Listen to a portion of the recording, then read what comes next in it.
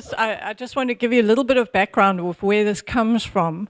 This talk is about sharing some experiences of practitioners about using monitoring and evaluation to promote learning.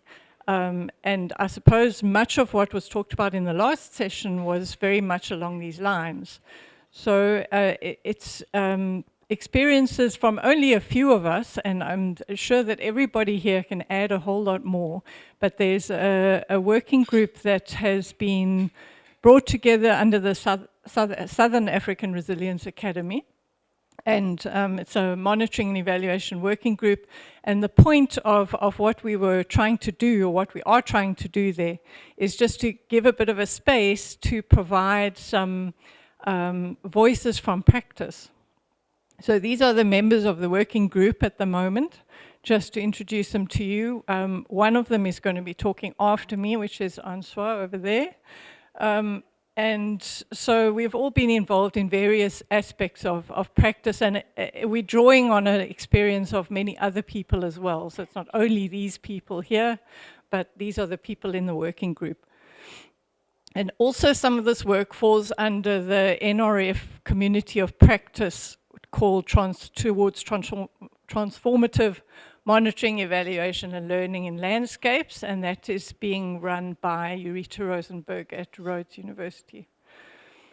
So just to give you a bit of background, there's a lot has been written about monitoring and evaluation and its potential to promote learning. But there's actually not very much about whether this has actually happened in practice. And so that was the point of us trying to collect some of our experiences and stories and share them. So I'm going to, because there's so many stories, and it really would be wonderful to be able to talk for an hour about this, but I can't do that. So I'm going to just give you a very brief little taste of a few things, and if you're interested, please do come and talk to me and share your experiences, and we can even include them into our collection of things that we are putting together. So the first area, I've identified 4 areas in which we can maybe say we have learned something. First one is about overcoming institutional barriers to learning. And the example that I'll talk about here is the Association for Water and Rural Development. This is an NGO based in the northeast of the country, which was quite a small organization with a very strong learning focus, and then got a lot of funding to run a resilience building program in the Olifants catchment, which you've just seen just now. Thank you, Robin. And that program involved required the NGO to get bigger quite quickly and take on a lot of new staff. And then also there were all these donor requirements for M&E frameworks and indicators and all sorts of processes that felt rather imposed and imposing and frightening. And the leadership of the organization started wondering, you know, where is the learning going to happen in all of this imposing M&E? And so there was a process over many years of experimenting and trying out different things, and eventually I think that we could say that we did learn that it's possible to implement a learning-centric type of M&E. It requires certain things, which I'll get back to a little bit later.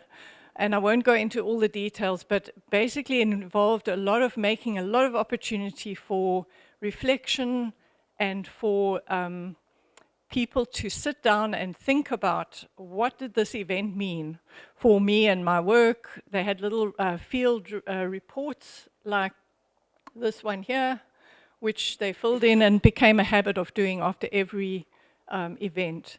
And then there were group learning events. There were monthly kind of sessions, which they called Month in Pictures, where everyone would share what they'd been doing just in picture form.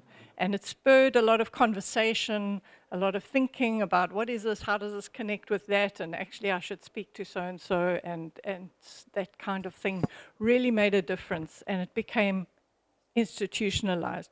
And actually a lot of benefits came out of that process that have been passed on and passed forward into other projects, and even into various postgraduate studies. Okay. Just a few other examples. The WWF South Africa also found that their monitoring and evaluation framework was quite determined by donor requirements, and was quite project focused. So it was very much about, you know, lots of separate project focused M&E, and it didn't connect up into a bigger picture. So they found that doing that, just connecting everything and making a more systemic picture, that perhaps it could actually tell them the sorts of things they were wanting to know about what they were achieving and not achieving.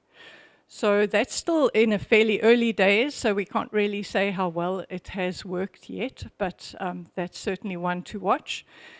The sandparks, I'm going to just refer to Dirk's talk whenever it's going to be on Thursday, I think, to tell you more about that.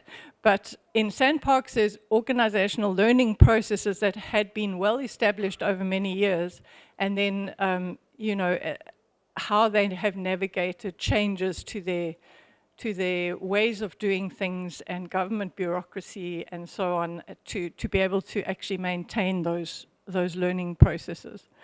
And then Answar over here, who will be talking next, has been working with Living Lands also on organizational learning and how to get that context right, especially looking at some of the less well measured and less easy to measure aspects, like psychosocial aspects of resilience and so on.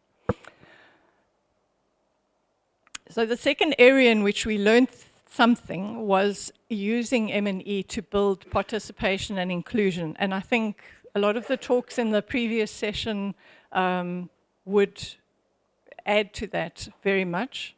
I want to tell you a little bit about the Tsitsa project, which was a project in the Eastern Cape in a sub-catchment of the Umzimvubu, which was focused around catchment restoration and livelihood building, and also looking at governance, making governance more inclusive. So in the Tsitsa project, what we learned was that, sorry, I'm getting behind here. We tried to build participation in many ways, and this was across different departments within Rhodes University, which was quite involved in this project.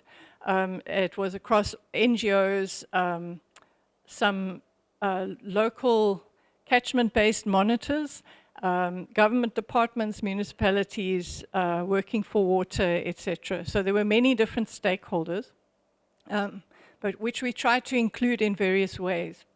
One of them being obviously to have the monitors in the catchment involved in things. We had residents participating in participatory mapping to identify priorities and to also develop the indicators. And then we also realized that translation is a really important thing, and language is really important in communicating with different stakeholders. Just two other examples where participation and inclusion can be or has been built through monitoring and evaluation is the Ecological Infrastructure for Water Security project, where that's also involving collaborative stakeholder mapping, and then especially including the voices of marginalized communities, members and residents, and collecting their perspectives as part of the monitoring data. And then the Umzimvubu Catchment Partnership is another multi-stakeholder catchment sort of based livelihoods program. And just in that case, they had a group of youth eco-champs, which proved to be really important players and enablers of what happened in that landscape. And so what I'm trying to say is that it's not only about sort of involving people, but it's about using that process to build something more that can become something bigger in future. The third thing we learned about was about coordinating M&E in multi-stakeholder contexts. And so I think here the most important thing to say is that you really do need a designated coordinator and coordinating organization. This does not happen on its own, and people somehow often assume that it does or that it will. But what happens usually is that each organization will do its own M&E, and they will sort of maybe vaguely connect, but not really enough to make it a collaborative effort. So the more you want to collaborate, the more collaborative your M&E needs to be, and the more coordinated it needs to be.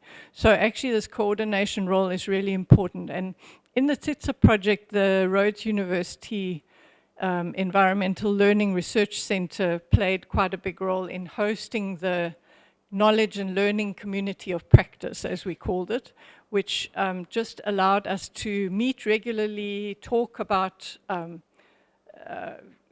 how to enable these learning processes that we were hoping to make happen in the landscape. So it worked to have a university involved in that role, but there can be many other configurations that could work for how one would host this. But the important part is the continuity, as Robin was mentioning about the 20 years, very much the same thing. If people are chopping and changing all the time, or if it's dependent on project funding that's only for 3 years, you just start getting going and then bang, the funding's gone, and just takes a short while and it's all in disarray again, I suppose, if you want to say it that way. We also learned that it's quite, I think in this case we were successful in coordinating to some extent, but not at all as much as we wanted to. The government partners was very difficult to coordinate with their M&E systems. Not impossible, I don't think, but we just didn't get far enough with that before our funding ran out. So yeah, that's why I said what I just said. All right, the fourth thing was about pushing back against top-down M&E imposition. And here I'm talking about the small grant facility, which was a pilot study to get climate change adaptation funding to small organizations on the ground. The funding came from the Adaptation Fund and went down through this very long list of organizations to the recipients, which were 12 small community-based or small NGOs in 2 districts. And I think a lot of learning happened in this project about how to balance the needs of the people at the bottom and the people at the top and all those in between. And this is a really important thing that I wanted to say, which is that, in this case, there was deliberate effort needed to be made to actually enable learning, because it was very, very compliance focused, very much about can we actually trust these people to look after our money? And so there was a lot that needed to be talked about, and it was quite traumatic perhaps for many of the people involved on all sides. But we need to start thinking about these kind of vertical dynamics, because big funding comes with big compliance requirements, and it can just entrench those top-down sort of power relations, and that's not necessarily what we want. So my next slide, I'm getting near the end, is just to talk about M&E as a political process, which sounds a bit weird, but there is actually quite a bit of support out there for helping organizations to push back against donor requirements that are excessively compliance driven, and to actually start to reimagine their own role. So it's a little bit about reimagining civil society in the Global South. There's an organization called the Global Fund for Community Foundations. So I've put that website there. They have a lot of resources on there. Specifically, they're busy building a movement called #ShiftThePower. And it's about sort of empowering local level actors to actually lead their own development. And a very big part of that is M&E. So they have this whole conversation about measuring what matters, about how do you actually measure the kinds of things that are relevant to the local level, to the people who are actually doing the work on the ground. So then just the last thing, the takeaway points, I guess, that come from what I've already said, so you can just read them on your own. But I want to just also say that if anybody wants, I have a few brochures of some of the work that we did in the Tsitsa and at Award, if you want to have one. And that I would encourage people to start thinking about this aspect as a really critical sort of leverage point for changing systems, because it's about the goal of a system, and that's a really powerful way to change the system. So we need people to join movements like this and to actually start trying to build something to replace sort of a top-down expectation of you must develop an M&E plan. Instead, we should be able to come with something and say, this is what we need, and how can we negotiate that with you? Okay, thanks.